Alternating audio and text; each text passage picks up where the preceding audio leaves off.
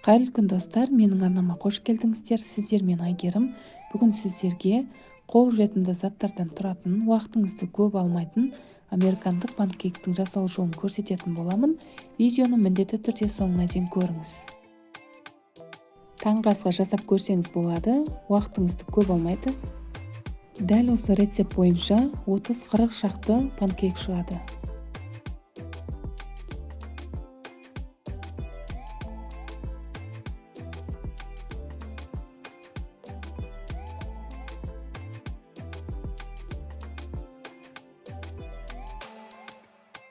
Қажетті заттар осылар. Ең алдымен жұмыртқа мен қантты жақсылап араластырып аламыз. Қантымыз жақсылап ерігенше миксерді қажет етпейді, тек венчик болса болған. Араластырып болған соң сұйық майды құямыз. Бұны да бір араластырып, кейіннен сүтті құямыз. Сүттің температурасы маңызды емес. Ұнды 2-3 бөлікке бөліп, міндетті түрде еліктен өткізіп аламыз.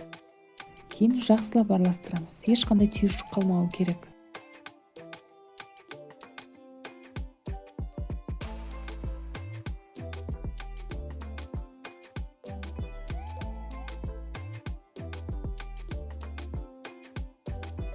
Ешқандай түйіршік жоқ, жақсылап араласқан.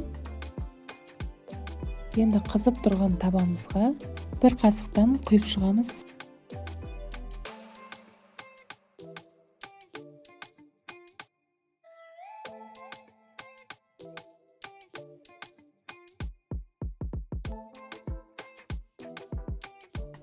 Өте тез пісіп қалады. Сол үшін қарап тұрыңыздар. Осылай қызарғаннан екінші бетіне аударып ауыстырып отырамыз.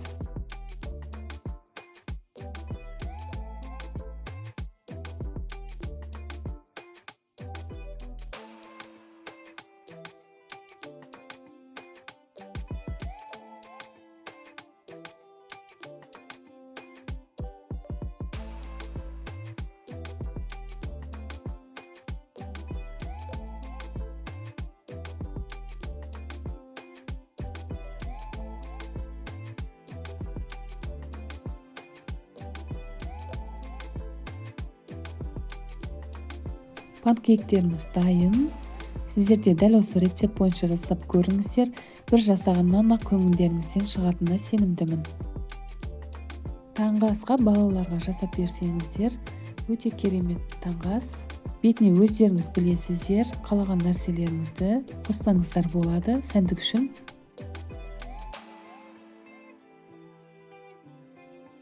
Дәл осы рецепт бойынша жасаған өзіме қатты ұнады. Видеоны соңына дейін көргеніңіз үшін рахмет.